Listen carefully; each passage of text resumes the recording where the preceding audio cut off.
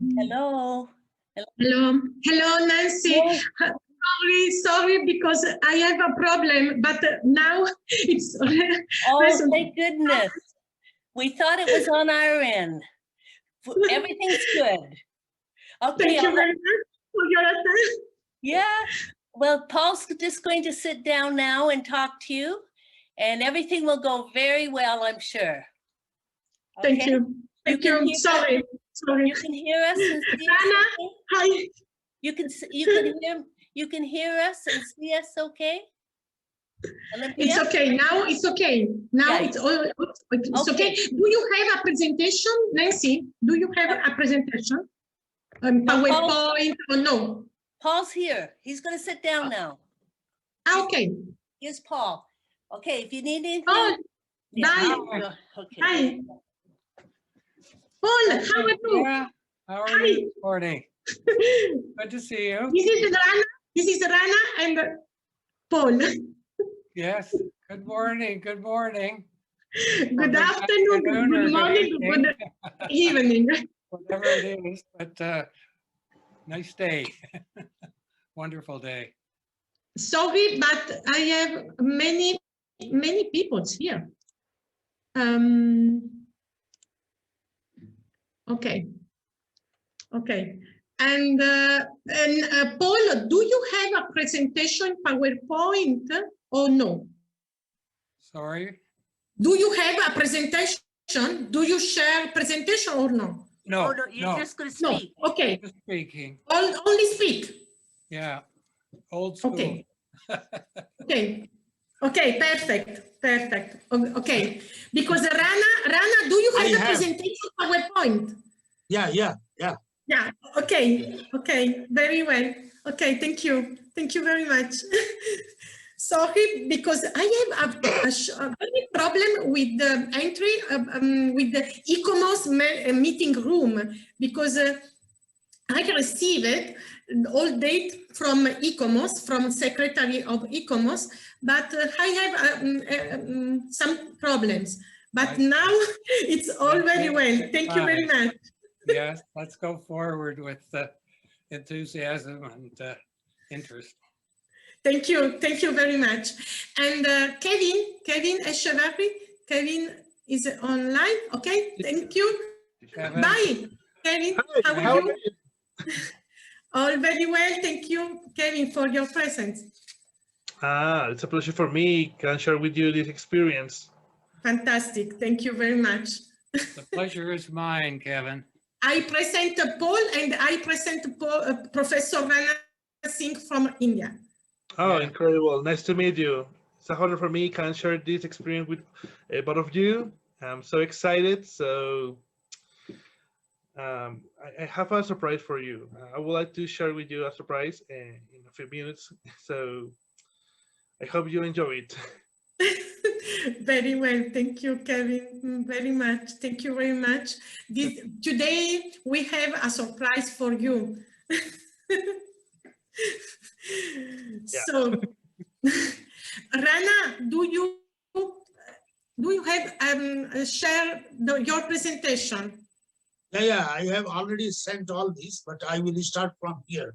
Okay. Share screen and then I will move it. Okay, perfect. Thank you very much. Thank you. And we wait 5 minutes, okay? Yes, that's fine. Whenever Because it's a good time to I start. have, no, sorry, because I have, okay. And this meeting will be recorded, okay?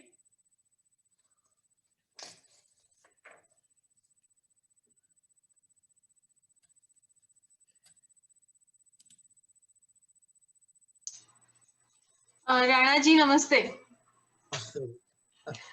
I have logged in with my husband's name, so I thought I would introduce myself. I'm Ashwini Pete. Good evening, Sundays.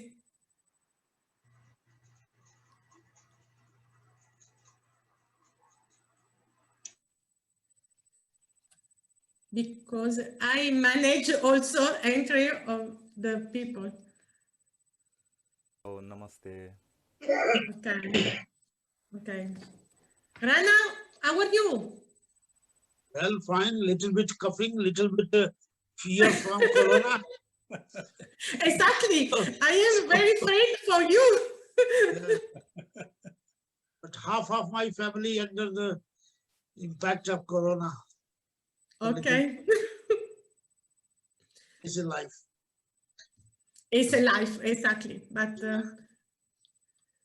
That's a remarkable bookshelf you have there, Rana. Lots of books. Yeah. Really looking forward to your presentation. Me too, looking for you. Let's hope we both do well. Yeah. Such a pleasure to meet you.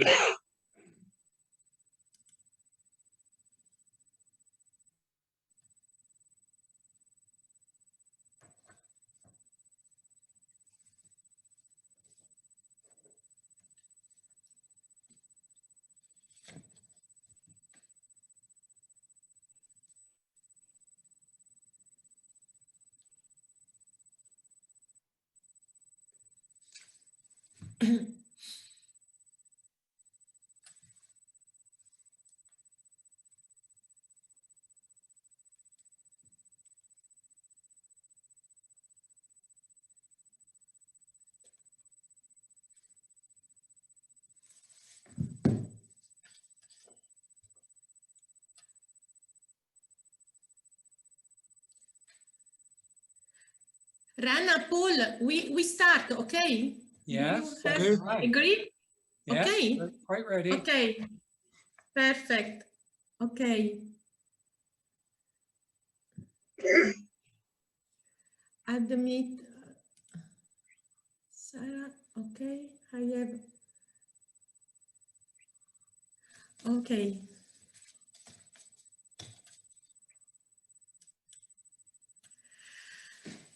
Welcome everyone. Happy International Day Monuments and Sites. As a ICOMOS member, professor in Japan at Osei University, vice president ASEAN Cultural Landscape Association ICOMOS Predico, and also director of international project in reconnecting with your culture, I am very happy today to share with you this international seminar on a topic very complex but important for opening new perspective and new vision on the cultural heritage. For opening this is international seminar, let me share with you a special video realized by Kevin Schehfer, Colombian artist, with other Venezuelan artists to know the importance of culture for peace and welfare of people. Please, Kevin, share this video. Thank you so much, Olympia. Just give me a second. Okay.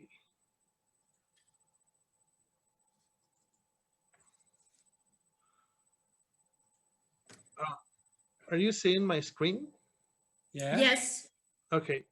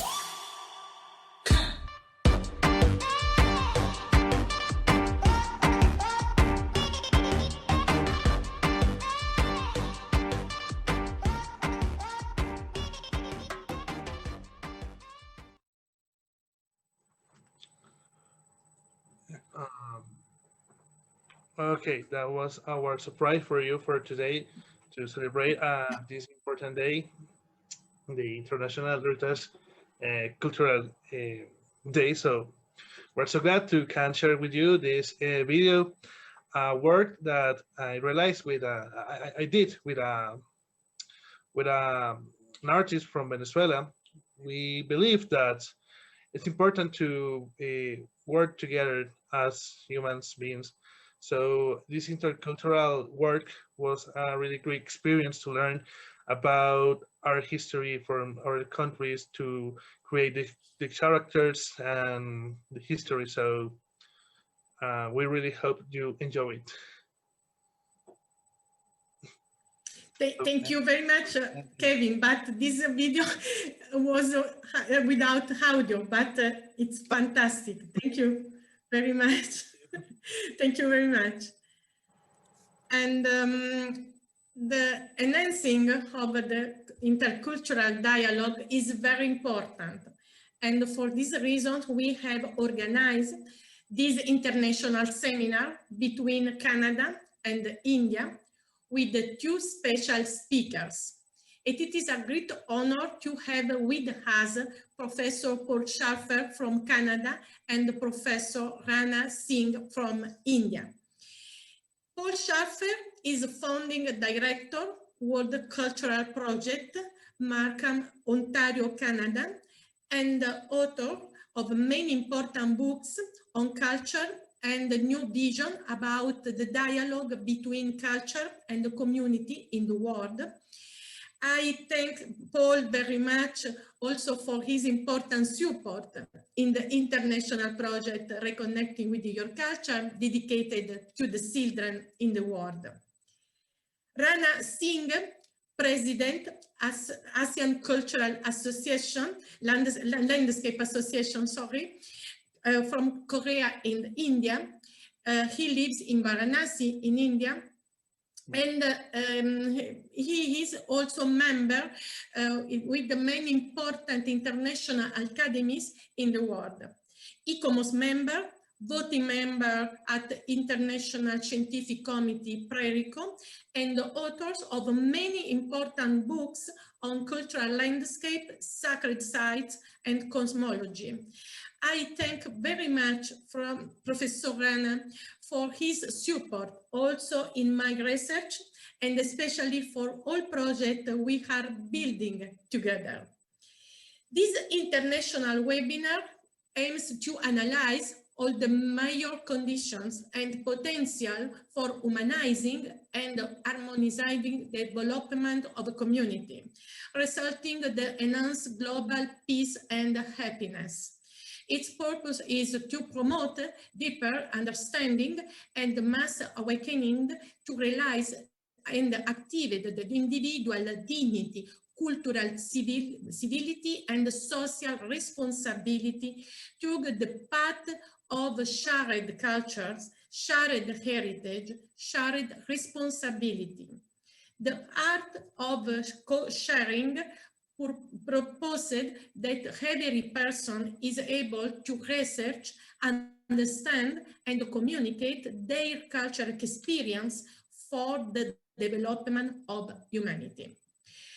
I think very much all very much all participants in this international seminar, my Japanese students, professors at my university, students in the world, all DayICOMOS members, and joined in the international seminar, and all friends that today are celebrating this International Day monument and site in a different country and with important scientific events. Thank you so much, everyone. These seminars promote the intercultural dialogue, and for these reasons, your suggestions, questions, and comments are welcome. Please don't hesitate to share your questions after this seminar. I propose you to listen our special speaker, and after to dedicate a good time for share our questions. Thank you so much and enjoy this seminar. Now I invite Paul Schehfer to open our international seminar. The title of his presentation is Culture as an Idea and a Reality, Crucial Learning Requirements for the Future. Thank you, Paul. Please. Thank you very much indeed, Olympia, for that kind introduction, and also for initiating this very important seminar on this very special day. And I'd like to congratulate you. I've been privileged to be able to work with you and Kevin and Alberto on reconnecting with your culture, which I've enjoyed immensely, and also to Professor Rana Singh for the contribution he's going to make later on, which I'm really looking forward to as well. I must say that I think it's wonderful that we have the opportunity today on this very special day to talk about the subjects that are very dear to our hearts as people that are working in the cultural field. When we think about the topic that Olympia has just mentioned, I think we can see that it's really special for two reasons. Not only does it celebrate World Heritage Day and also the International Day for Monuments and Sites, and that's so incredibly important, as we know, in the present era and going forward into the future. But this particular seminar is also designed to celebrate our own cultural heritage as people at institutions working in the cultural field who are deeply committed to culture and the development of cultures throughout the world. And this is our heritage as well, as being a very important part of the cultural heritage and landscape of humankind.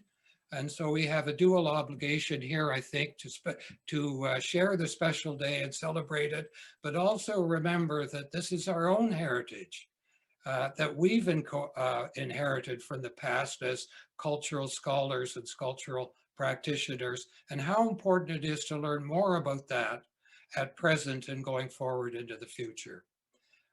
This is a vast topic, as you know, and it's very complex. And so you'll have to bear with me, because what I'm only able to do this morning in the time that I have is a very general overview and a kind of thumbnail sketch respecting the way in which culture as an idea and a reality has evolved over the course of human history. So I'd appreciate it very much if you would keep in mind as I go through my presentation that, generally speaking, there are two ways that scholars and practitioners and cultural institutions over the centuries have looked at culture, visualized culture, defined culture, dealt with culture. Some of these ideas as ideas and realities in the form of culture have to do with parts of some larger kind of whole. Others have to do with the whole itself, but that the whole itself seen in different terms. It could be the human species, it could be all species, it could be interactions with the natural environment, it could be the universe as a whole. So these are the kinds of issues that I would like to open up in my presentation. When I've been studying this now for a long period of time, I have a fascination with how all disciplines in the world have evolved historically. And when I've studied this in terms of culture, I've really decided, I guess it's my own interpretation of the material I've been reading and researching, but I think this history that is so rich and so complex could really be broken down into three very specific phases. The first phase being culture having to do largely with the parts of the whole. The second phase having to do with culture as a whole itself, as it was seen in the 19th century, and then the culture as it's seen as a whole or a total way of life in the 20th and 21st century. So those are the three areas that I'm going to explore with you very briefly this morning. So let's start with the first area, the initiation of culture as an idea and a reality, and how it evolved from the standpoint of Marcus Cicero, going back about 70 years before the birth of Christ, up to the end of the 18th century, because largely during that period of time, culture was seen by most cultural scholars as a part of something larger. And I want to illustrate this point by talking about the four key areas that were developed during this time. The development by Cicero, the development in the arts, the development in the humanities, and the development of the cultural heritage or the heritage of history. We're all very acquainted with those as people working in the cultural field, so I'll go through those fields very quickly because I'm sure you're much more knowledgeable about those fields than I am. When I first read that Marcus Cicero had said, culture is the philosophy or cultivation of the soul, that's some 30 or 40 years ago, I was absolutely amazed. I thought, isn't this an incredible way to introduce a discipline to the world and kick it off, so to speak? Culture as the philosophy or cultivation of the soul. This is something that's very, very germane to every person in the world. It's something that we're thinking about now, a lot of us, I think, because of the pandemic, very seriously. We're thinking about matters of the soul and the spirit when we look over our lives and decide where we should go from here. But over the centuries, of course, Cicero was the first person also to introduce the idea of culture, which came from the Italian verb colo, in my understanding of it, which means to grow, to nurture, to cultivate. He also introduced that notion, but as the soul, his interest was particularly in the soul in terms of human beings.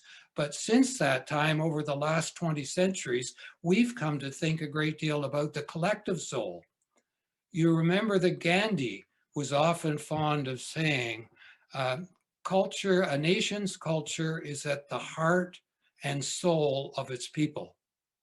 That was a collective view of how important the soul is for all people in a nation, and indeed, I believe, the world as a whole. We've just gone through a revolution and a presidential election in the United States between Trump and Biden. And I'm sure you're all aware, because our eyes were fixed to the television screen during those times, that many people were talking about that particular election in 2020 as being an election about a fight for the soul of the nation, the soul of American culture. I mean, how could you get down to more fundamentals that talk about a nation and a particular election that involves fighting for the soul of the nation, and how governments and politicians and international organizations, national organizations would deal that. So this is a very important way to open up the beginning of our cultural heritage, as well as the cultural heritage and of landscape and culture for humankind. The arts, as we know, they go back to the paintings of animals and human beings on the sides of caves, and in Europe, in China, and we found out recently in Indonesia. Since that time, there's been an enormous flourishing of the arts and all art forms in the world. We started out, they started, as you know, in terms of the definition of Greek mythology, and some Greek mythologists thought there were three art forms, basically in the areas of music, drama, and so on. Others thought there were 7 or 8, but there were very confined at that time to largely the performing and exhibiting and literary arts. They've exploded since that time, as we know, into so many other areas: architecture, the culinary and gastronomic arts, the photographic arts, the cinematographic arts. The arts are a huge field today, as we're beginning to see and learn in so many different ways that we're exposed to them. Like the arts and like culture as cultivation or philosophy of the soul, the heritage of history and the humanistic arts also could be traced back to classical times. There was great interest in the humanistic activities in classical times. And in that time, there were additions to the areas that involved the arts, because not only were the arts included in the humanities at that time, but what was added to that was some very fundamental things having to do with ethics, jurisprudence, archaeology, classical languages, and so on. So there's a very rich history there, as we know.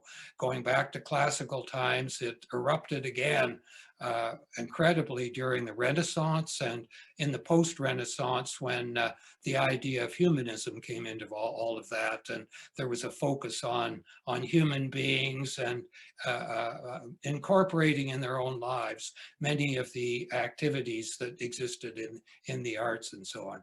Finally, and thirdly, I want to mention that the cultural heritage of humankind, interest in it in a systematic way, it's been there from the beginning of history. I mean, as a civilization and a species, we've always been interested in tracing the past and developments that have taken place in the past. So it also can be we could go back to the ancient times and see peoples that are collecting information about their historical development. But in a more systematic sense, this really started in the 18th century with a couple of cultural scholars, Christopher Adlong, who was particularly interested, I think 1843, he wrote a book on the cultural history of the human species.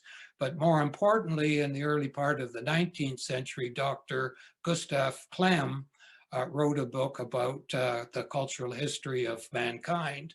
And these were really more systematic attempts to create interest in what a cultural heritage is for countries in the world and for people and organizations, and deal with that in a much more sophisticated manner. Not a great deal happened about that later on, but after the Second War, as we know, this particular area really exploded in the world, because this is when so much of the legislation and the activity by UNESCO and international heritage organizations came into existence, and we began to create the legislation that was necessary for the international creation of the world heritage and natural and heritage, natural and cultural heritage in both its intangible and tangible terms, and now, of course, in actual and digital terms. Now, those areas, which are the earliest areas of concern about culture by humanity, those areas have contained within them most of the goals, the ideas, the ideals, the sources of inspiration that we've all drawn on over the centuries up to the present time. And it's important to bear that in sight in terms of what I'm going to be talking about later. But this particular area, these four areas that I've mentioned, this is largely how culture is defined by and understood by most people, institutions, corporations, foundations, governments in the world.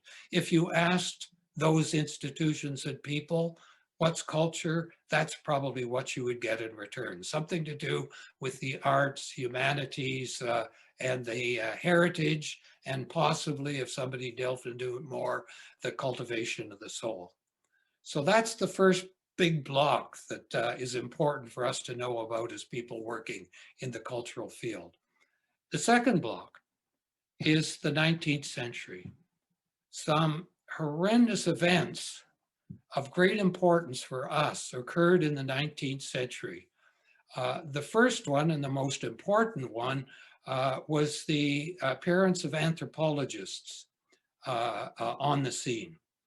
And anthropologists in the 19th century, they started looking at the world and they got very fascinated in, well, what are all these different things that are going on in different parts of the world? What are they really all about? And how important are they to us? And I think a driving force in anthropology at that time was there was a great fear that we're going to lose a lot of our past civilizations or knowledge about them if people didn't go into the world and record those societies and cultures and civilizations for posterity. So there was a real attempt. Anthropologists went throughout the world studying all sorts of different activities and developments that were taking place in countries. And interestingly, as I've found, they had words to describe all the specific parts in the people in those countries. They could describe those. They didn't have a word that would describe how people wove all those different activities together to create a whole or a total way of life. So the first big breakthrough in this different way of looking at culture came with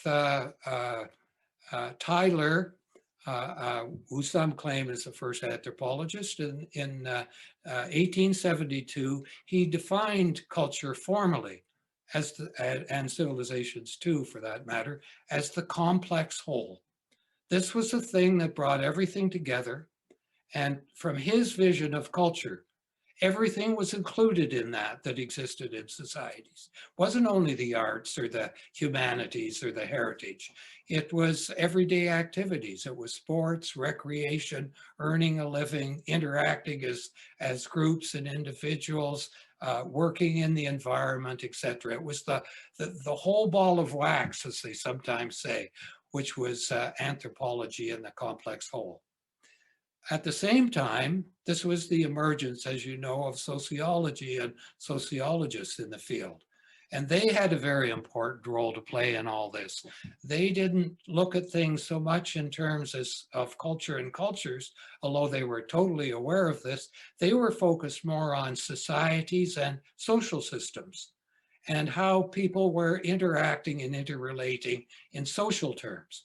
And you have the founders of sociology like Auguste Comte and Karl Marx, Max Weber, and Emile Durkheim, a number of others. They were all looking at all these complex relationships that were going on between the different activities in society. And the good thing that came out of this, and it is a good thing, and I'd like to emphasize this, is that they began to realize something that we all know, and especially in the cultural field, the devil is in the details. You can look at cultures or societies in big terms, and you could say, yes, they share values, value systems, ideals, worldviews. Everybody would probably agree with that. But when you get into the particulars, when you start to look at the different societies, the different social systems, the different cultures in the world, the devil is indeed in the details. You get down to the next level and you find that there are enormous and major differences between a lot of those. So this began really an understanding that's grown steadily over the last 150 years, that there are two dimensions to culture. There's a positive dimension and a negative dimension. And we must take both those things into consideration going forward into the future. The third development that occurred in the 19th century that's very important for us in the cultural field and as cultural scholars and policymakers and practitioners is the contributions that were made by people that were looking, following up, I guess, on Cicero with respect to culture and human beings. And we have some very good examples of that. Matthew Arnold, for example, he was called a cultural or social critic. He started to talk about the whole person, the whole person. And what was the whole person? The whole person for Arnold was the person who was able to take everything connected with the body and the mind, the spirit, the soul, the senses, the intellect, all the physical features of the body, again, on a much smaller and more intimate human scale, organize and arrange all these things together to create a harmonious whole. It was a great contribution at the early beginnings of psychology, and an even more important person in many ways, as you might find if you're interested in delving into this area, is the contribution that was made in South Africa by Jan Christian Smuts. He was the premier of South Africa, a prime minister. He was also the person that had a lot of difficulties with Gandhi, as you may know.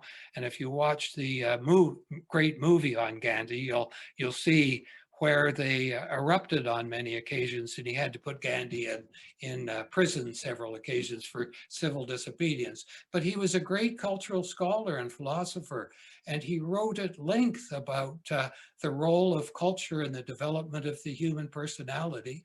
And he said we have to start a new discipline called personality. And that had to do with studying the whole person. And if you look at those two things, I think they had a very important role to play in the development of psychology as a discipline that comes later. So those developments are all important. Now I go to the last period, the period roughly from the end of the 19th century up to the present day. We've still had tremendous developments that have taken place in archaeology, in sociology and psychology. Those scholars in those fields and practitioners have gone into much more depth on the connections between culture and cultures and those areas. But now we seem to be starting into some new areas, and I think this is being driven in part by the environmental crisis, the movement behind it, and the crisis that we're all facing now in terms of once COVID-19 and the pandemics are dealt with, then we have another more difficult challenge to address and try and come to grips with after that, which is the environmental crisis. And what we have seen, now I want to talk about some important roles in the development of biology, of ecology, and of cosmology that bear on our particular field of interest and our heritage as cultural workers. What we're finding in of course, it goes back earlier than this, but what we're finding in the late part of the 20th century and throughout the 20th century into the 21st century is that there's been an explosion of research in biology. And biologists have become incredibly fascinated, not only with the cultures of human species, but also with the cultures of other species, particularly animals and plants.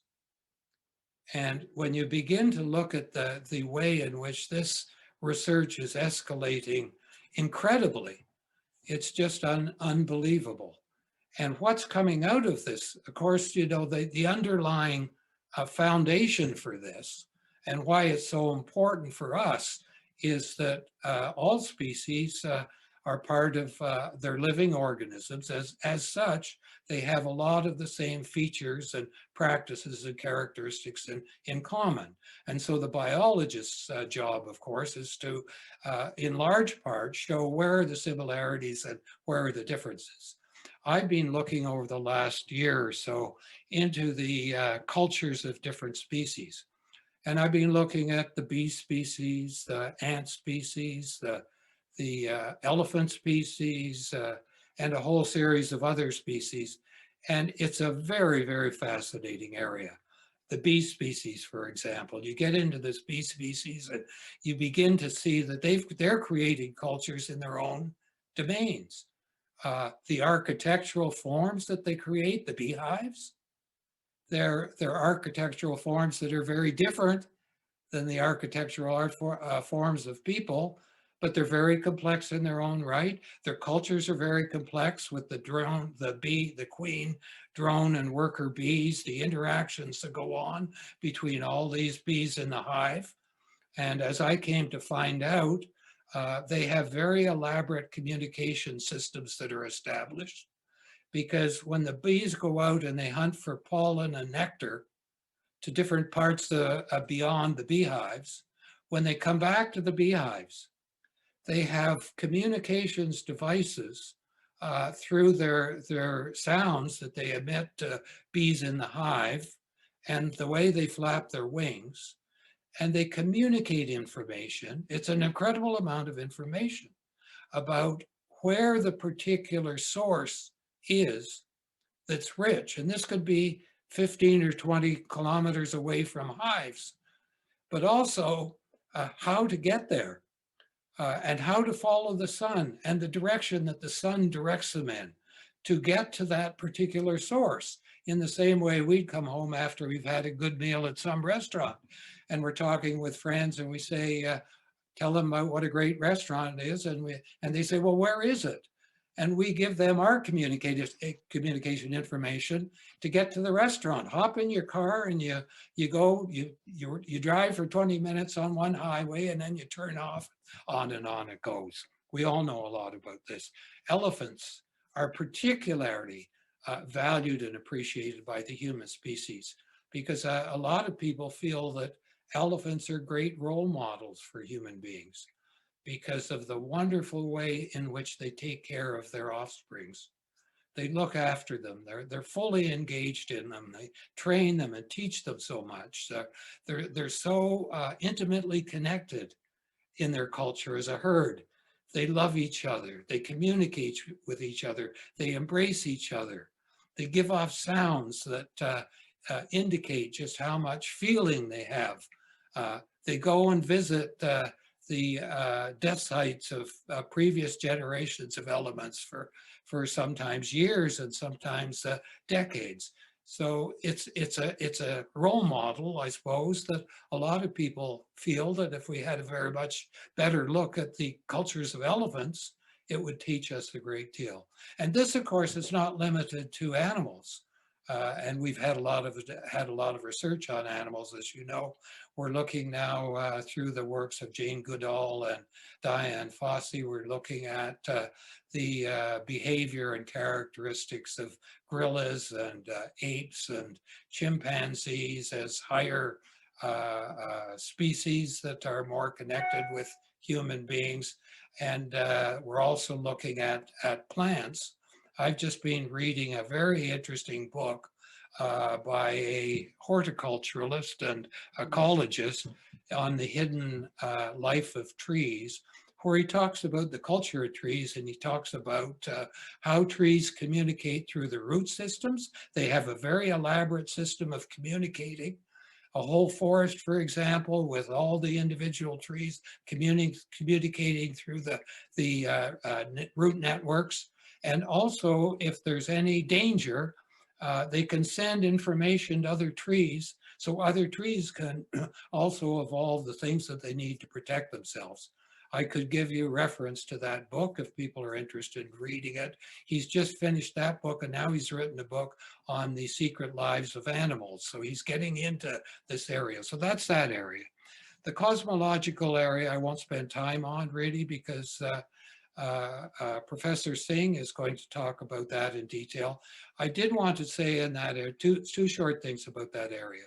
The first thing is that this also goes back to antiquity. We know that all the early cultures and civilizations have had cosmologies of one type or another. Asia, Africa, Latin America, indigenous peoples, it goes on and on. It's a rich heritage that goes back thousands of years. But the term cosmology, it evolves from Greek in an etymological sense. It comes from cosmos and logos. Cosmos means the ordered whole. And logos means discussion about. So it's the discussion about the ordered whole. So here we have two interesting ideas of culture. Tyler with his idea of the complex whole, and the cosmologists with the idea of the ordered whole. But the ordered whole in cosmology has a great deal to do not only with the idea of harmony and how you create harmony in order to get a beautiful ordered whole, but how those things could be linked to sustainable development and especially regenerative development, which is of very critical importance today. So that's a subject that's quite rich, and I'd like to mention later on the contributions that people like Joseph Campbell and Thomas Berry have made to cosmology, but I'll leave that to Professor Singh. Finally, there's the area of ecology. And ecology is, as we know, the interaction between all the individual species in the natural environment. A very interesting cultural scholar, Gregory Bateman, said something long ago that has been repeated quite often since, and that is that the big problem is in the world is the difference between the way human beings think and the way nature works. This is a man that was for at one time married to Margaret Mead, who's been one of my favorite anthropological scholars for a long period of time, and we could say a lot about her contributions. But that was a remarkable contribution. Now, these things, you know, they're more familiar in the academic domain, but they work their way into the bigger field. I found when I was researching this area of what I called the cosmological culture, that this idea of the cosmological culture started in Russia, where Russians got quite interested, probably because of the environmental revolution and the crisis and their response to it, and started studying very much in the area of environmental culture. The Chinese heard about this, and they asked the Russians to send them some information on their research on this area. This is in the 1980s. And the Russians sent this area to China. Chinese didn't have a good, really word for culture. So when they had to translate this term, ecological culture, they translated it in their own language into ecological civilization. And ecological civilization, as we know, is being talked about a lot in selective circles throughout the world. But more than that, I should point out that the Russian government, with the full cooperation of the Communist Party in China, has made ecological civilization the driving force in its future development. The basis for its future development is ecological civilization. So these things do over time work their way into a whole series of different areas in society. We can say generally that the research and the writings that have gone on from the start of the 19th century to the present day aren't as well known, but they're nevertheless very important. And this brings me to a very brief summary of these three periods and a couple of final comments. The brief summary is that when we put all this together, culture is a very dynamic evolutionary idea. It's always changing and evolving to stay in tune with the developments that are taking place in the world.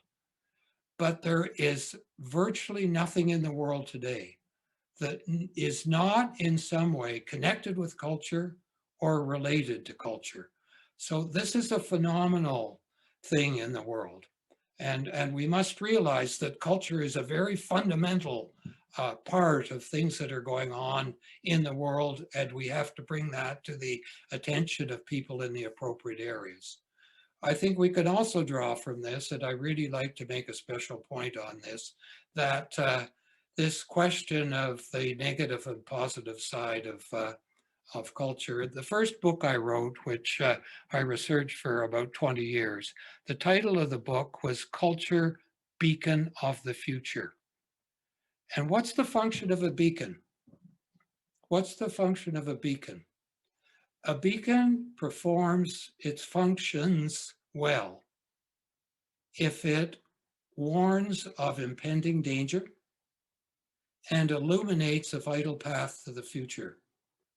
And I think it's important to think about that in terms of culture going forward into the future. If culture is going to do the job in the future that it's done in the past and is doing in the present, we have to realize that there are two dimensions to culture, positive and negative. And if we're going to be successful in culture moving forward, we have to recognize that culture has to be able to warn us of impending danger. We know what a minefield culture is. We know about genocide, cultural genocide, racial, systemic racism. We know how many people have been killed in terms of cultural movements and cultural classes of one kind or another. And obviously, and certainly when we talk about the International Day of Monuments and Sites, people working in that field know more about that than any of us do, because there are so many disastrous experiences in that field in the past and now at present. So that's the one side of culture, the one dimension. The other dimension, if culture is going to be important and central in the future, we're going to have to focus on culture providing us with a vital, viable, sustainable, and regenerative path in the future. Given that, what's going on in the world today? Well, this is my own take on it, and you may agree or disagree with it. My own take would be that what is going on is that the world is moving, largely because of the environmental crisis and other pandemics, is moving or shifting from culture as part of a larger whole to culture as the whole. And it's very important, and it's the whole in all those matters I mentioned, starting with anthropology and ending with cosmology. These things are all becoming much more important. And they're not generally known in the world today. They're known certainly very well by the people that are working in them, or maybe people that were working outside them, but they're not known to the point in international organizations and governmental institutions or corporations as well as they should be. And that's one of the challenges, I think, for people working in the cultural field like ourselves, is to make, because they're part of our heritage and a very important part, and we have to bring that to the fore. But what is going on in the world is that whether or not people recognize these things or not, things are starting to happen in the world that confirms that we are making this shift from culture as a part to culture as a whole. So what do we mean by that? I'm hearing virtually on a daily basis, corporations are talking about change the culture. Whether it's a small corporation or a big corporation, it's time to change the culture. Big suppliers of goods and services are saying it's time to change the culture. Law firms are talking about changing the culture. Universities are talking about changing the culture. Everybody seems to be talking about the culture. And why are they talking about changing the culture? Because they know that we can't solve the problems that we're up against, regardless of whether it's the environmental crisis, unequal or inequitable distributions of income and wealth, conflicts between different races and systems, and on it goes. We can't solve those problems without recognizing that culture has a key role to play in this. And I think that's why so many people in the world have realized that we got to move into these more fundamental areas where you're changing and reorganizing and recreating structures rather than just tinkering with one or two little parts. One or two little parts aren't going to do the job. Now, where do the arts, where do the humanities, where does the heritage history fit in this new understanding of the way the world's moving on? They fit because they're the vehicles largely that open the doors to these bigger views of culture. because of their symbolic importance. And I'd like to talk about that in our discussion period, if I may, rather than now. So this is terribly important. We must understand that these developments are taking place in the world, and we must be part of it. People are realizing increasingly that culture and culture are change agents. We need the change. We recognize we need the change. Where's the change going to come from? Everything's going to change. Economics, politics, education. Where is the real driving force? And the real change going to come from? It's going to come from culture and cultures. And those are the two vehicles that are going to drive a lot of the movements going forward into the future. Finally, I just want to say a brief word about cultural education and the importance of cultural education. If you buy what I've been saying about the importance of culture and its historical tradition, then what has to be done more than anything else? Probably some major changes in the way we address and approach cultural education in our schools.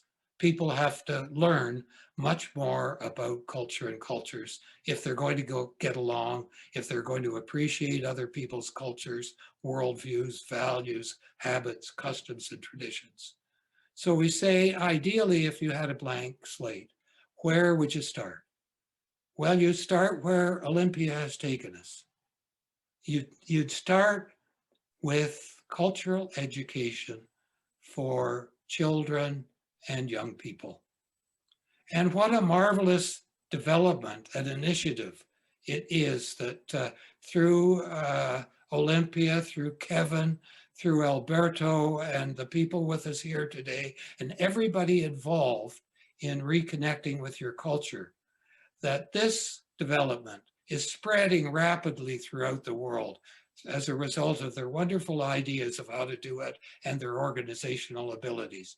This is the best place for cultural education to start in the world, is to see that our young people, elementary and secondary schools, are probing, exploring, enjoying, painting, singing, doing things that are celebrating their heritage and getting to know their heritage. Because once you get interested in your own heritage, your interest is going to go to the heritage of people that are living in other cultures. So we can learn a great deal about other people and other cultures through these developments that take place in education. As we build up from that level, then when you get to the post-secondary and higher upper educational levels, there, of course, these developments have to take place in terms of interdisciplinary studies. But interdisciplinary studies in the kind of background and history that I've been talking about here, because culture appears in so many different disciplines. And we're going to have very effective interdisciplinary studies in the future that bring all these areas together: anthropology, sociology, psychology, ecology, biology, cosmology, and so on. What a great courses would be like that if they could bring the people from these fields together. So ultimately, we're talking here about education for life, building from the institutions of higher learning. We've got to continue that in adult education and continue it even into education and in the older areas of life, since people are interested in culture and cultures there too. They've traveled in the world, they've had experiences in the world, they've learned about a lot about other cultures, built a lot of that learning into the development of their own lives. So there it is. I apologize for the fact that it's been a huge field to cover, but I feel as people in the cultural field, we have to be more acquainted than we are today with our own cultural heritage, which is part of the cultural heritage of humankind. We got to know about how it's evolved, where it stands at present, and when we do that, I think we'll have a much better impression in specific terms of where we go from here and how culture and culture should be developed in the future. It's a miraculous heritage. It's a fascinating heritage. And I think now we have to cherish that heritage as individuals and its groups. We have to respect and appreciate it, as I know we all do, because we're deeply committed to the development of cultures. And most of all, we have to build on it in the future. It's very important, I think, going forward, that we realize that culture has a major role in confronting and trying to come to grips with the big problems in the world. So thank you very much, and thank you for taking the time to hear me out on this subject. It's the first time I've had a chance to talk about it, and I really appreciate that this opportunity has been provided to me at this particular session. So thank you very much. It's deeply appreciated. Thank you very much, Paul. Very interesting presentation. For me, very important, because in this period, I started my class in Japan at Osei University. I think in this moment also Professor Fukui is with us. And I started last Monday, this lecture. And the first topic of this lecture was the culture. And I received in these days many messages from the students, and I am very happy, because I understood the very local value of this means of the culture. And I think very much, I think this topic is very important for the future, and also to plan a better world. For these reasons, born last year, the project Reconnecting with Your Culture.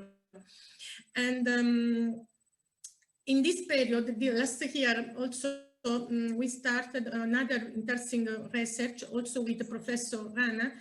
And in June, we published a book about the transcultural heritage, a transcultural dialogue, transcultural diplomacy. And your presentation opens this concept about also transcultural culture in the world, and the importance of the dialogue on the culture from different vision, from different perspectives, no? And I thank you very much. Thank you very much. And now I introduce Professor Rana Singh from India, President Asian Cultural Landscape Association, and with an interesting presentation. The title of this presentation is Cosmos and Shared Wisdom, Cultural Landscapes of India as a Repertory of National Identity and ASEAN Interconnectedness. Thank you, Rana. Please share your presentation. So let me share my screen. Yeah, where is this?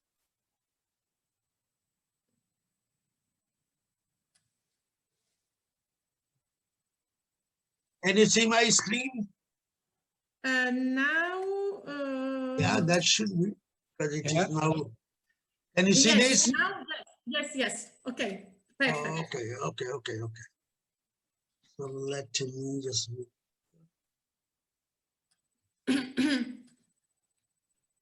Yeah, okay.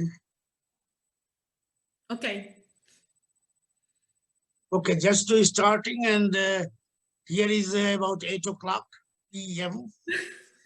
8 o'clock in India, and I So, think 10 not o'clock to say in good night, Canada, but you know? just to prepare for the good night. So this may be not good food, what I am going to present to you. This may be a little bit sometimes salty, sometimes sweet, sometimes chili, and because the platform was made by the great cultural master Paul Schehfer. Okay, he's really Paul.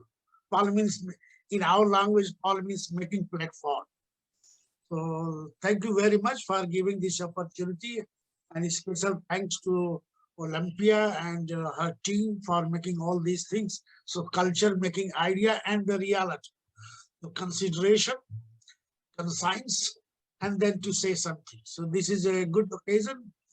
So before I can say anything, so my namaste to everybody, and all type of gratitude, and especially to Paul for making the platform where we are going to meet from the two sides of the reality. And that side is going to be morning, here is going to be the late evening. Okay, so let me start with, so one point I have to say, it is nothing like a well-organized lecture, like what Paul said. So the only one sentence I can add, that I have tried my best, whatever my capacity is, to take flowers from different gardens, then trying to put in a small pot, or you can say whole, W-H-O-L-E, whole of culture, and then it is up to you that how you are going to enjoy it, and then co-share that enjoyment with all of us. So this is just, so you can say, a broad perspective to see like this. So can you see my cursor? Yeah. I am moving the cursor. Can you see this? Yes. Mhm. Yeah, Yes. okay, that's good. Then very good. It's Very good. good. So you can see in the right-hand side, the two pilgrims. I was performing Shikoku pilgrimage, and my good friend, and who is also a priest and distinguished professor of Indian philosophy and metaphysics at Tokyo, we both performing this. Here is a very simple thing. This saying is this, that if you want to understand other culture, don't just follow the anthropological method of participatory observation. Now, be that, do more than that, exactly in that, and try to understand the language of love, language of deep understanding. So just to give you an example, how I have been dressed in spite of all the trouble and cold, and then doing like this. So just giving you idea, and that's why we call it a shared wisdom. So many of the ideas, whatever I am going to present, you already find in a different context, in a beautiful manner, Paul has narrated. So it is just like I am taking so many flowers invisibly or visibly or something like that, in that way. So thank you very much. So let me just say some of the conceptual framework. Concept of multifunctionality of cultural landscape can help in envisioning landscape across rural, urban, divides in sustainable and integrated way, characterized by wholeness and eco-spirituality. That term we are using, later on you'll find it easy, this time maybe too heavy, that developed in the cultural history of landscape. That is how the idea of wholeness, that is cosmology, is transformed into holiness, sacrality, evolved and represented with sacred ecology, and visualized through the cosmic frame of sacred escape in Asia Pacific region. The only problem you'll face that I am mostly talking about the whole Asia, starting from India and then parallel and links for that. It is up to you to now to project and give your own reflection or comments that how that can be implemented in the other parts of the world. In this era of cybernetics, it becomes a global concern to understand and re-reveal the grounds of shared wisdom among various cultures, wherein in spite of all the changes, the inherent roots and instinctive spirits are still lie in their roots. Of course, sometimes invisible. So just taking the idea of how to this.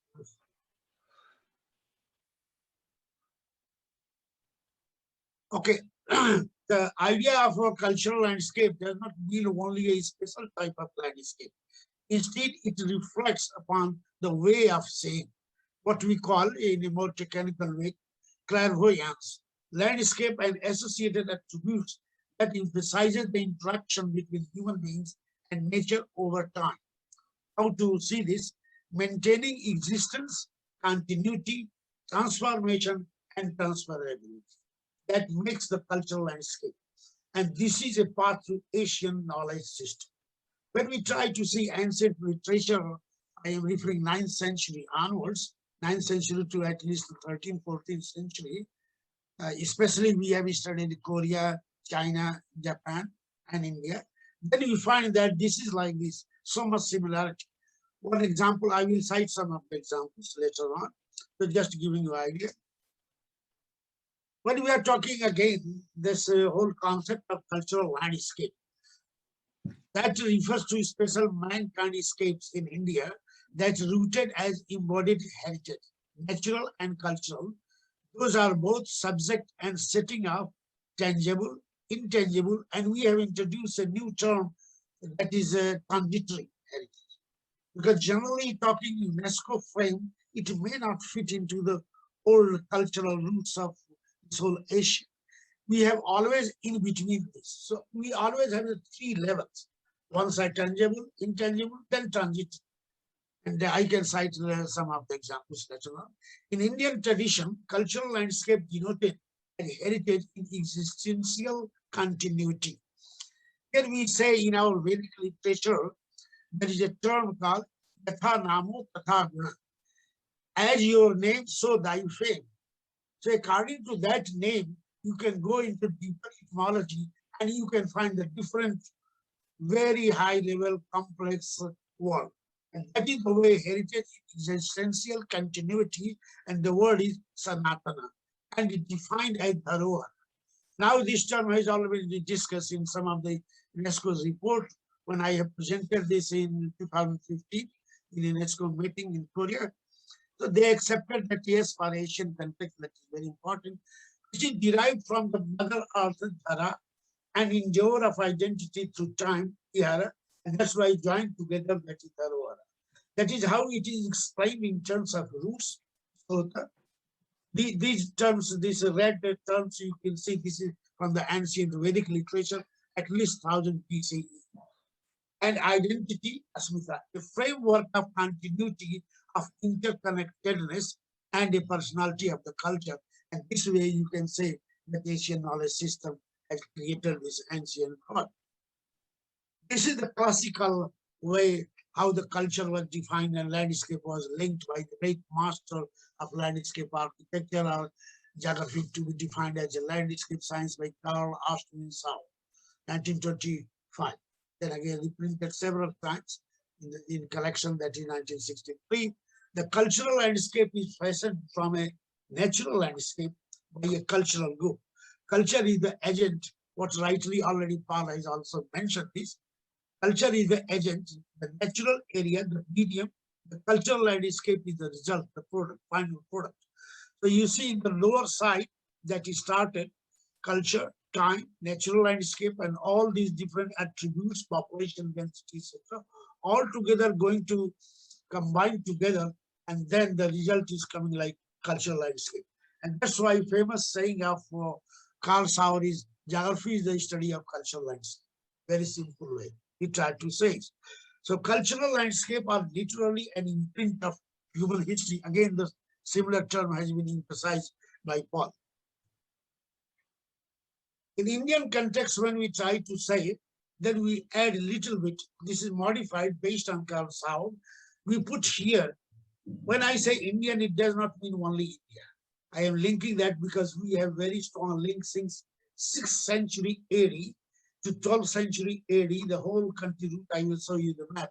So when I say Indian, it means not only Indian, but taking the Indian cosmological frame, linking from Korea, coming up to India. Okay.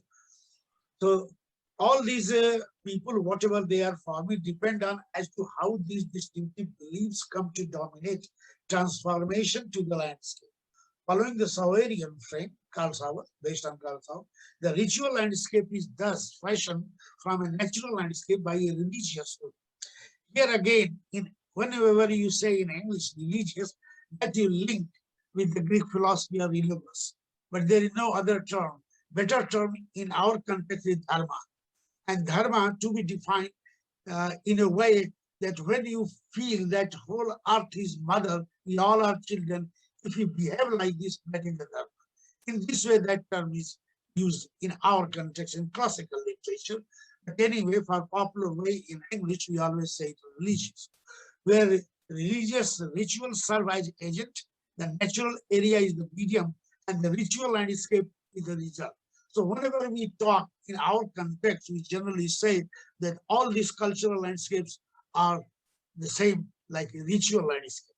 Everything is going to be through some ritual, going to survive, going to maintain, going to protect, and then enjoying human life like that. This is another context to see that how the whole life cycle, a life philosophy, life world, what again Paul has mentioned, how in Indian context, pure Indian philosophy, that is going to be practiced. So the most important thing at the core is belief system, and you can see the two levels, the upper and lower. Lower complexity, how it is complex. The upper is how it is going to see in terms of space or place, or you can say wider territorial context. So you see that the lower side, secularization, everything is sacred in our philosophy and in practice. Even the wall, you can put a red spot and that became a god. So sometimes you can say superstition, but other side, when you again try to use Paul's terminology or explanation, wholeness. This is whole, W-H-O-L, whole complex coming in a microcosmic way. So local taboos, social formation, cultural perspective, and then it comes to the ecological norms. The upper side you can go, then it start from the individuals, then you come to kin, clan, family level, then to village level and regional level, and all together you see linked together, and that is, you can say, big cultural complex or whole, that the whole life is going on. That is wonderfully represented here with the two diagrams. You see the map of India. So many natural and cultural symbols all cut together to make the map of India. So at the end of this lecture, I will show you what is India. Everything is mixed together, what to say. This is represented in a wonderful, this art, you can say, this is a conch shell, and all this design made. At the center, you find a god, that is a Lord Krishna, preaching with 1,008 heads, and then so many hands. All the creator and the whole world linked together. And the moment human beings play, just blowing here, and then the sound is start coming, whoa, whoa, whoa, whoa, whoa, whoa, whoa, whoa, whoa, like this. And that says the whole world here with the sound phenomena linked together. So that is the basic philosophy and practice together. Following the Rig Vedic tradition, and the most commonly used, most popularly used by majority of Hindus, the sacred words of ritual. So I have taken one example from the classical text just to compare this whole structure, how it is developed. That is the psychological dimension and the ritual dimension. The word had been bhuva, bhurva, shra. That is coming to about 2000 BCE. This is not like this is the date given mostly by German Indologists. So let's say bhu, earth, terrestrial, bhuva, atmosphere, middle, then swa, sky or heaven. And that is parallel, describe that what it denotes, what it correlates with Jagrata, the bhu is Jagrata, awakened, bhuva, dream, and then swa, sleep, the three stages of mind, body, how human being become. And then state of consciousness, parallel, active, imagery, lived. Sexual organs, heart, brains, speech, mind, brain. Now you can relate all this. I have written a paper just parallel taking Bible, especially Old Testament, and this situation, that how comparative is, and mostly inspired by Thomas Berry. So that was dedicated, my paper dedicated to Thomas Berry, that it's not my idea. It's the idea, what is called interconnectedness of the ancient thought. So this is another example you can see. That is going to be transferred into geometric forms and different type of symbolic expression. That is called Tantra. It is cosmic design. Simple thing is taken as example, that is called triangle. This triangle apex is up, that is called Purusha, that is a male energy. If in the triangle, the apex is down, female energy, now both are going to superimpose. So meeting point of creation and existence together. And the moment you can put a dot, then the life is started. This is the way the whole explanation. And huge literature is available, where from Carl Jung and Campbell, all this work compared with that one. That can be easily tried to be understood in terms of man-environment relations. Here is a value system. Physical, one side, other side is social, apex is spiritual. Then the other side, operational side, ideology, action, and needs. And then again, we can superimpose this that hexagram, and then dot is the life form. Life is going like this. This is a very common metaphysical explanation with the geometrical perspective of the different models, what we find in the East Asian tradition. That you can see in yoga system also now, we are celebrating yoga day, etc. So something like that. Here the thing that when we are talking this, look this whole thing linked like this. Ancient Silk Route started during Han Dynasty in China under 30 BCE and continued till circa 1453. So you see, it started from this Korea, Japan, China, and all the Southeast Asian, then going to the Central Asian, then to the West Asian. All this Silk Route. And therefore, we find the traditions are very richly linked. Several times you find they are different, but the moment you can go deeply, then you can find, oh my God, here is the root linked all together. Therefore, we call that now, thanks to UNESCO, that they have now taken this ancient Silk Route, at least this upper portion like this, that is a part of now UNESCO heritage, and a lot of work going on to see the roots, how they are linked in terms of culture. Here is now you can see in taking a special difference to the landscape ecology, major characteristic, what I have already referred you, that one side is tangible, intangible, then here the perspective, this is taking two examples from China and India, nature bioecologic forms, then right-hand side, culture, socio-economic ways. These are together meeting and superimposition and the central emphasis on interdisciplinary and transdisciplinary, what again Paul has already referred that to understand naturally, we have to come, and the age has come, nothing like one discipline. Let us cross all the discipline boundary, go to that great whole to understand. So that will be the integrated habitat, rural, urban, broad perspective, ecosystem perspective. So nature as an ecosystem, culture as an ecosystem, and in between is a transition. So no way we can say there is dividing line. No, nothing like that. It is all mixed together. And that is the beauty of the concept of wholeness to wholeness. Holiness. H-O-L-I, holiness, sacrality, spirituality, something like that. What they always talking. Here are what I have referred two models. In the left-hand side, you can see that in the Chinese model, what they say that the world in a pot, peach blossom. This is the way the description is going on in Han Dynasty and later on tradition. And then they said that how this Chinese whole, like you have seen feng shui or feng shui, okay, feng shui. This tradition linked together with the three Japan, Korea, and China, and also linked to the India. So that can be based on also Chen and Wu work. And then I compared a similar, the right-hand side, you can see similar model, that is symbolic model, what you say, Kumbh.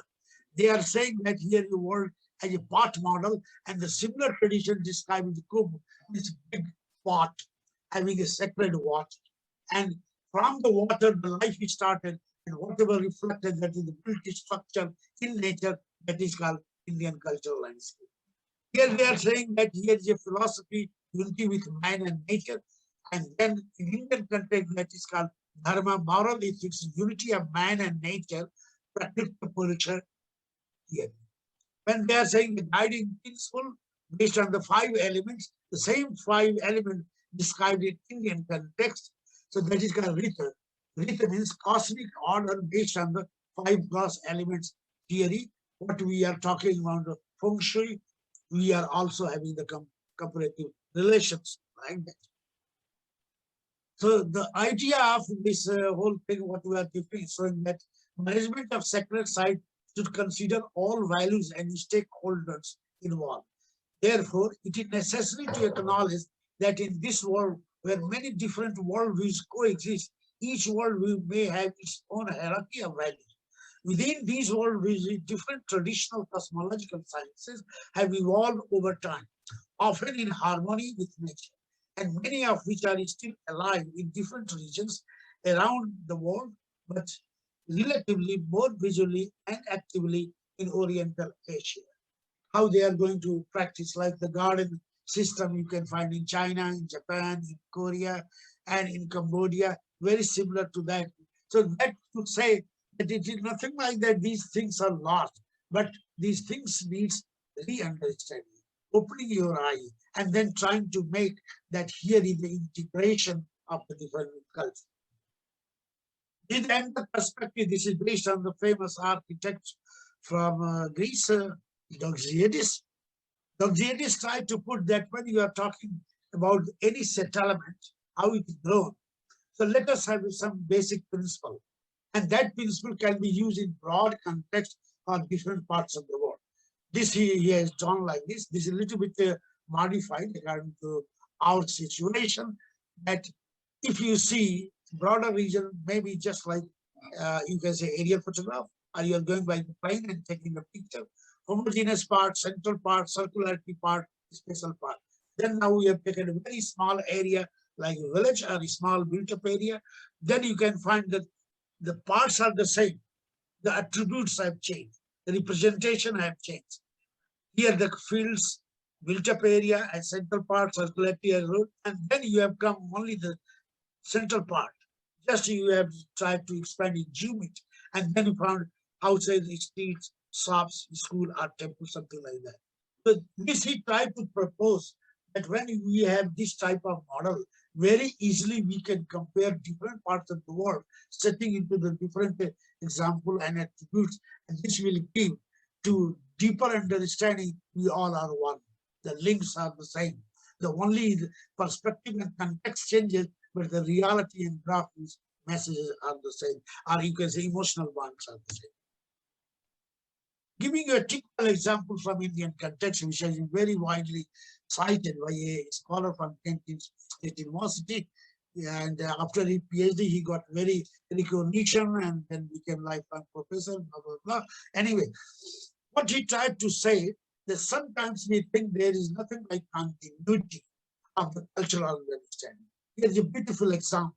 See the map of India here, the small map of India A, and there are 12 spots that is called Lord Shiva, who is generally in English wrongly defined as the god of destruction.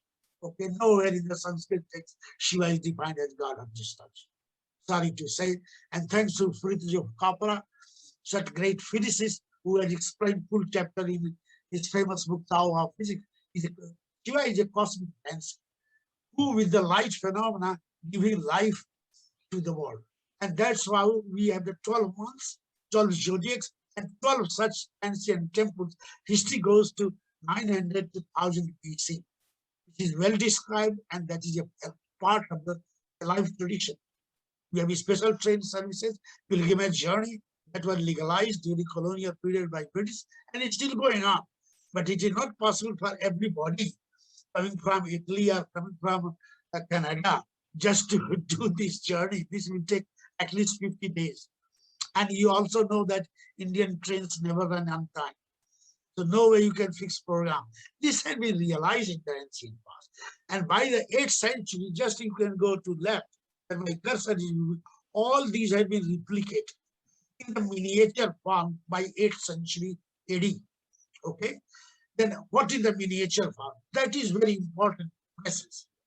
That they have tried to reduce, just you can take photograph and then reduce in a manner and replicate that.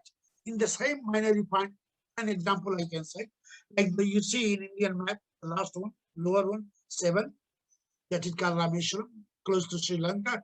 Then you come to 7 number here. It's the city of Varanasi where I live. That is considered to be the most holy and complex city also in India. If you take photograph of these two places where the main temples are, and then use your computer program, then you find 90% similarity.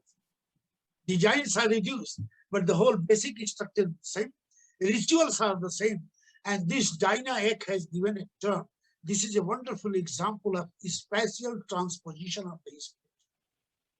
This is a replica, but the original spirit has been put in this manner. And this is the wonderful example that how the cultural traditions are kept so much alive. Okay. So this will take maybe 50 days of journey. But here in Varanasi, this will take 2 to 3 days of journey. This is all active. It is going on. Every year, 3 times the journey is going on. Then we come, no time, for yourself. We have fixed our time. Here a typical example that was grown in early 18th century. This crystal made, wonderful crystal made image, and all these 12 sites in miniature form put on this vulva. This will take 2 hours. So 2 hours, 3 days, 50 days. So we call it a system.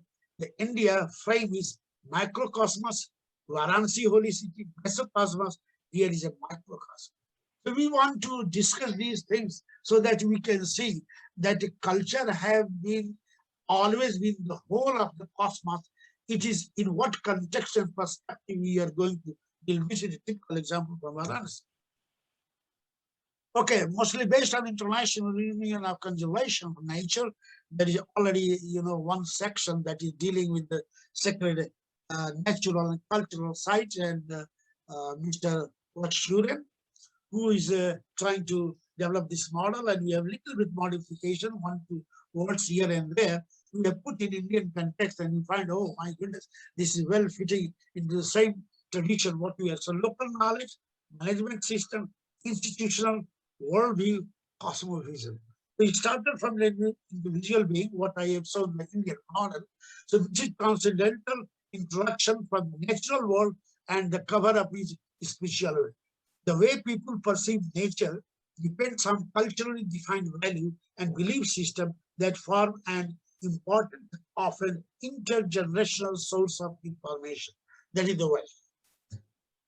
Another perspective based on the same project report, and we have published in one of the UNESCO sponsored such publication, what to be done for the future perspective. So this is called sacred religious sites at the center. When we say religious, don't try to be dogmatic. It's the same idea of the deeper understanding of wholeness. That is the thing. So natural world, what we have then human world, and the upper side is spiritual world. So with the interaction, we find here a symbolic value between these two, religious value, conservational value. This is the way now things are going to be applied. When Olympic that report in 2013. That was the first international meeting for 3 days at Hosei University in Tokyo. How is spirituality and deeper values to be linked with the modern engineering and modern planning? So that was the perspective already thought. And they have studied 5 cities, including my own city, Varanasi. So I represented Varanasi there. Okay. Now coming to the old classical system, how the whole history of understanding culture and interpretation, what very clearly in terms of historical analysis, Paul has already put this. I am putting through the sketch the same thing in a different way, but the ideas are the same what Paul has discussed. So that is started, first he started, you all know that Harlem Vanderbilt, that how the future will be sustainable concept has been introduced in 1987. Okay, so she was the Prime Minister of Norway, and that's why this the whole idea started like sustainable development.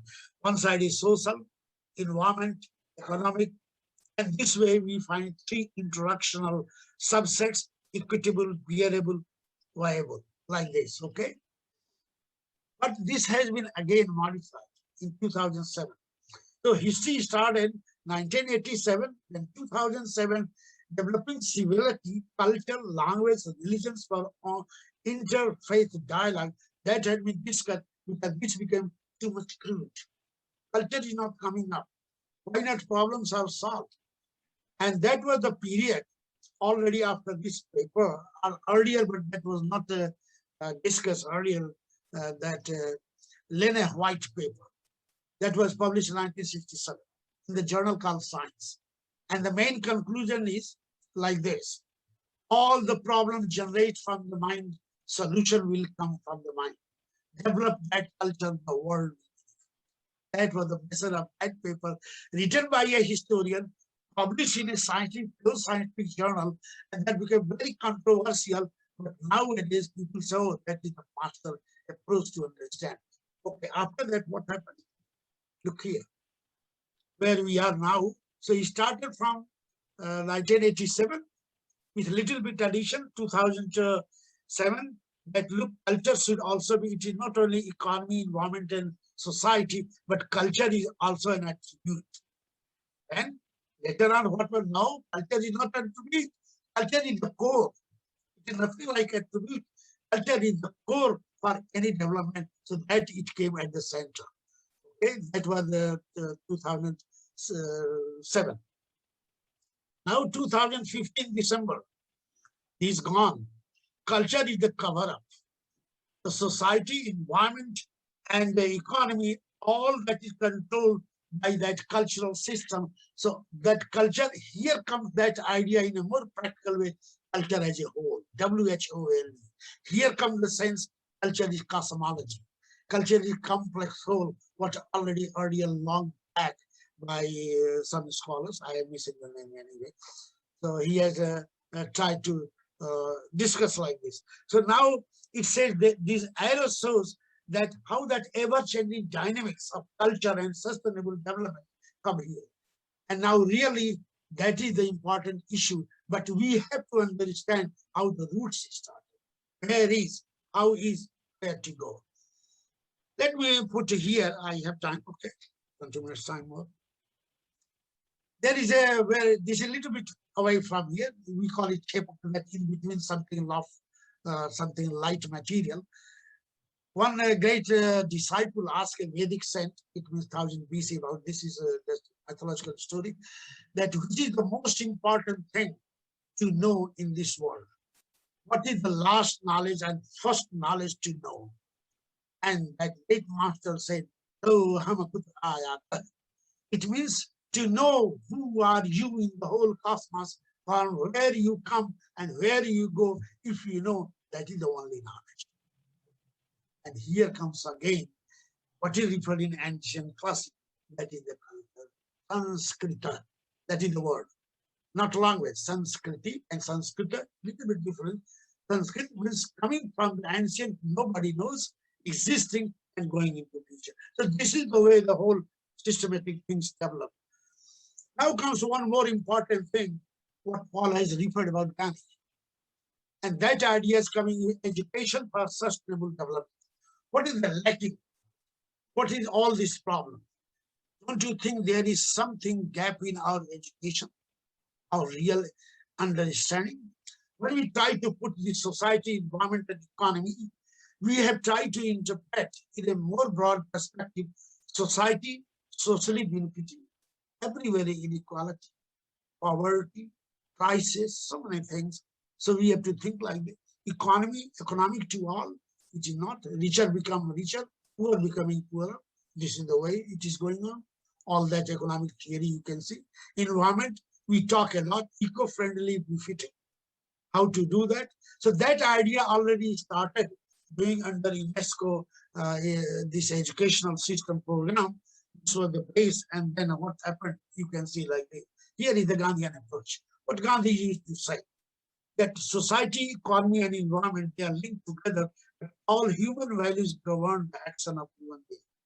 If the value system is not going to control, then nothing is going to be balanced and interlinked life. For that, what he used to say, spirituality also help us have a compassionate view of nature. Gandhi's idea of self-realization. See that S is capital, always used by me. And Ernest Nass, great master of deep ecology and disciple of Gandhi, who has already written a full book on that issue, that what he has received living for 5 years under the footprints of Gandhi in his ashram when he was young.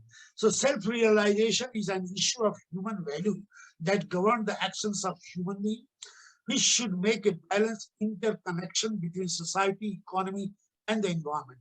If this will be misbalanced, man has to suffer by natural curses. So maybe this pandemic, we don't know, but something is like this. Knowing this, the development becomes a moral imperative. Development does not mean only GDP. This is also a moral imperative. That was the Gandhian frame. We talked about that. Okay. And then later on, that was Ahmedabad Declaration, United Nations Decade for Education for Sustainable Development, There it has been taught education, that is Gandhi's saying, education for life, education to life, education throughout life. And education of what? To understand the same moral values and awaken yourself to practice that moral value. We firmly believe that a key to sustainable development is the empowerment of all people according to the principles of equity and social justice, and that a key to such empowerment is action-oriented education. So that was the thing, that while examining our own lifestyle and our willingness to model and advance sustainability in our community, we plead to share our diverse experience and collective knowledge to redefine the vision of sustainability while continually expanding its practice. Through our action, we will add sustenance and vigor to the United Nations Development Decade of Education and Sustainable Development process. We are optimistic that the objectives of decade will be realized and move forward from Ahmedabad in a spirit of urgency, commitment, hope, and enthusiasm. Sorry to say that already this was declared in 2005, concluded in 2015, the decade passed. What happened, we don't know. We know that that is not the real situation. We have not achieved that one. There are so many complex situations. So that is another perspective when Paul was referring that how culture many times misrepresented or not really represented, or somehow in a different context represented in more negative manner, and that's why the whole crisis is coming. So that also we have to, just like a doctor, you have to diagnose all this problem and then try to say here is a prescription. It is nothing like suddenly you say you do like this, you do like this. Who are you to say this? The most important thing is diagnostic. That is the way. Okay. When we are talking about that new awakening, here is a new awakening started. Of course, history goes long back, but especially 2013, that became very active. Big history movement. That there is something big gap that we are not understanding who we are from where we are. That is lacking in our cultural understanding of the knowledge. And that is nothing like new. So I have cited few figures that goes to Alexander von Humboldt, who is talking long back when his book in Cosmos, 3 volumes Cosmos, that look, most important thing is to come in a humanistic way. There is nothing like a simple way, but it is a deeper understanding. Now, Carl Sagan, the famous man of all the series on Cosmos, film, etc., then International Big History Association formed, then Barry Roberts came, and then 3 books came like this, and even Bill Gates now entered. He has given billions of dollars that type of education system to be developed. So this is another perspective, the cultural revolution, to understand the grassroots reality of human evolution. Here is, now I'm coming close by, just to say that, look, all this is sacred. Thomas Berry's great contribution was only one word one can see: to understand and to practice sacred art. That was his great message. Here is different faiths meeting together, making prayer in their own language. But nobody is talking directly to each other, but they are understanding without talk, without words, deeper language of love and affection. What is called, as is captured, silent language of love and affection. That is the way we can make the world. Some of the leaders, that Martin Luther King, Nelson Mandela, Dalai Lama, and several even Mr. M, a great Muslim fellow who is a great scholar of Hindu philosophy and all that, and preaching the way that how to be lived like that. Even our Prime Minister at the center, Narendra Modi, meeting such religion. Okay, so don't worry about how they are misusing the religious things for their own benefit. That is another negative side of that I am not telling you. But this is the way when we are talking about to understand oneness. Walk of hope for oneness through global understanding. That is one of the another perspective coming from the Asian root. Okay, Other thing is to understand that landscape is not only for visual, but it is for valuable. And in different kind of aesthetic, identity, cultural, recreational, and natural. So this is one of the models proposed by Satyam. This is a typical example. You can see that how practically it is going on. See this river, okay, that in South India called Kaveri River Delta, and these are all images of Lord Shiva in the belt of the river. And that whatever geologically dates given at the 5th to 6th century, each particle of stone having Lord Shiva's river. So river is not only flowing water, the river having direct divine spirit. Same way, the image, most common image in Hindu philosophy and religion, Shiva, what Fridge of Capra used to say, this is not like only Shiva. He has used the word Shiva in the mandala. Mandala, the existence, the evolution, existence and future, all going together. And this way, Shiva is considered to be the god of Jyotirlinga, a light manifestation, like in this right-hand side, you can see the reflection of light going on. And this way our life is going on. This is one of the, you can say, way to understand the cosmic sense of the reality of the universe. Okay, that let me just pass on. This is more complicated. But anyway, already Paul has mentioned mind, matter, and spirit.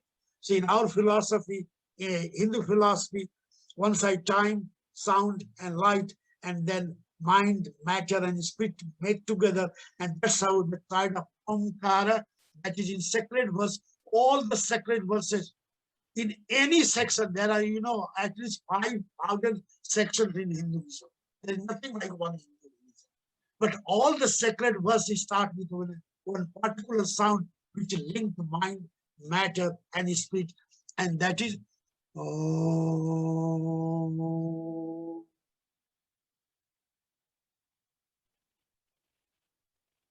Okay, this is the way. So let me cite one example.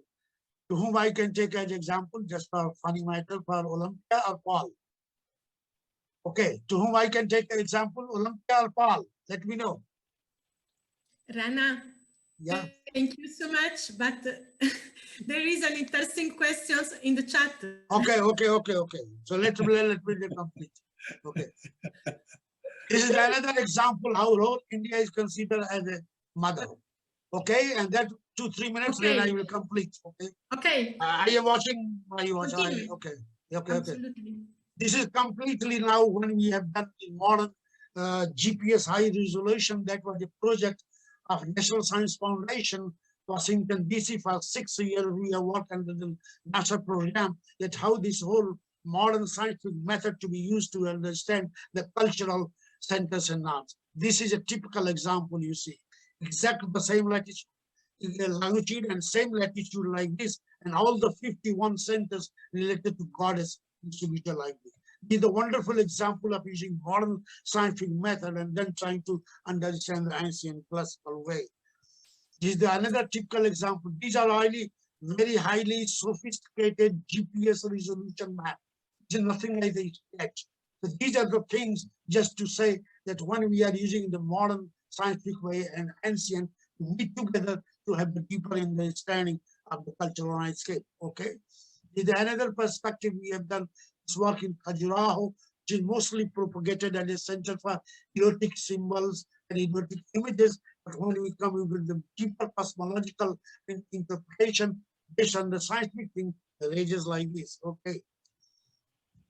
So time is short, only 3 minutes now. So let me quickly pass on. Even the river itself is never considered in this cultural context. They are considered as the mother liquid energy of the mother, and therefore when we say Ganges, what we call in Ganges, this is wrongly used in the Western world, and that's why the whole name is completely distorted. The word is Gangaji. Gangaji means river, Ganga, holy river as mother. And 5 rivers all over India, they are considered as a part of Ganga. And therefore the whole India is also, fictitious name in Western term. The real word is Bharat. Even legally Bharat, but India is funny country. Anyway, so this is the whole India is considered as the mother India. And this is unique, only one piece in the whole world. That's what opened in 1938. It took 9 years to make, all having 10 times relationship between the horizontal and vertical. The map of India called the Bharat Map, the Mother India map. This is unique in the world. That this is spirit, what Tom Berry always used to say, that we have to awaken, that is spirit of understanding our mother Prithvi, Mother Earth. This is a wonderful example to understand. Okay, that in 9th century, the same thing depicted how Ganga is coming. Okay, let me say that close by here, that how the Indians in the lower side you can see, here is Hinduism, Jainism, Buddhism, Sikhism, Islam, and Christianity, and you know the common word, and that is linked together, that is India. Okay.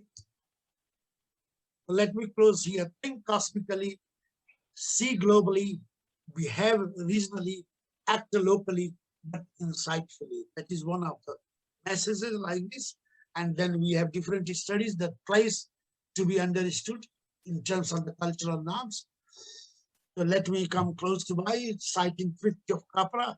Science does not need mysticism, and mysticism does not need science, but we human beings needs both. The earth does not belong to man, man belongs to the earth. All things are connected like the blood that unites one family. So we have to realize and practice like together. And this is the example that how in different cultures in Japan, in New Zealand, in China, in Maori, different, the same idea has been used in a different conceptual frame. Okay. So now the last one, that this is the way, like 21st June, World Yoga Day, different country, different culture meeting together, making the prayer for deeper understanding of the whole earth. Okay. Heal the Gaia to heal yourself. You can help. If I am not for myself, who will be? And if I am only for myself, what am I? Let us hope we will have the sense to seek, the wisdom to listen, and the lessons to learn. Thank you very much. Thank you. Rana, thank you so much. Thank you so much for your presentation, and I am very happy to listen to you. Thank you very much. Because in this pandemic situation, we have understood the importance of the culture as the base of the development of this country. And I think today we had an important opportunity to share a different vision, different perspective from Canada, from India. And I think this is very important for us. We have any questions from assistants, but Rana, please close your presentation. Where to close? I am searching that one.